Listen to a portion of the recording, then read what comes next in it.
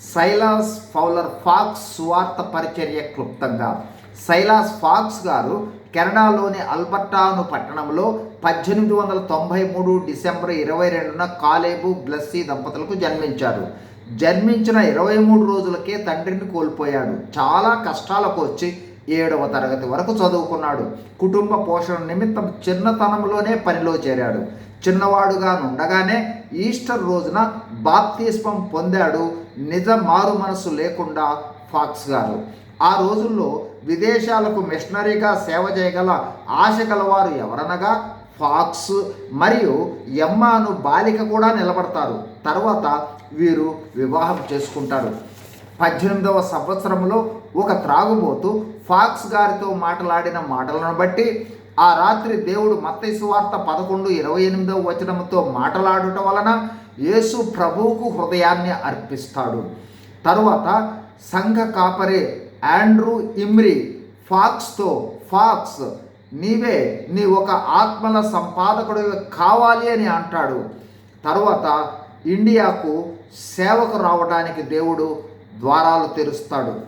Pox ఎమ్మాలు కలిసి ఇండియాకు 1916లో వచ్చి ఇండియాలో ఉన్న వారిలో 90% పల్లెల్లో ఉన్నవారు అని గమనించి పల్లెల్లో సువార్త ప్రకటించడం ప్రారంభిస్తారు.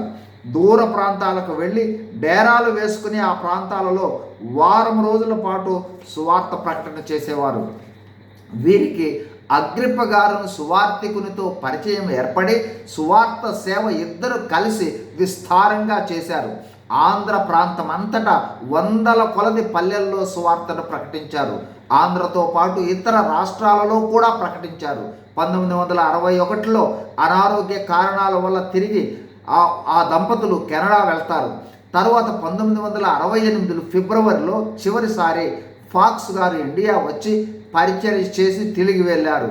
తరువాత వీరిరువురి అనారోగ్య కారణాల వలన నడవ శక్తి లేకపోయినను చక్రాల కుర్చీలో కెనడా వీధుల్లో సువార్తను ప్రకటించారు. నా సువార్త సేవకు పదవి విరమణ లేదు అనేవాడు ఫాక్స్ గారు. ఆయన 1982 మే నెలలో ప్రభువు పిలుపును అందుకున్నారు. ప్రియ సహోదర సహోదరి, కెనడా దేశస్థులు తమ దేశం వదిలి ఇండియాకు వచ్చి వ్యయ ప్రయాసల కోర్చి చేసిన సువార్త పరిచర్య ఫలితమే మన రక్షణ. మరి మనం ఎంతమందికి సువార్తను ప్రకటించాం? ఎంతమంది రక్షణకు కారణమయ్యాం? నేడే సువార్త ప్రకటన తీర్మానంలోనికి మనం వద్దాం. ఫాక్స్ గారి వలె పల్లెలకు, పట్టణాలకు, రాష్ట్రాలకు, దేశాలకు సువార్త ప్రకటన చేద్దాం. God bless you. Thank you.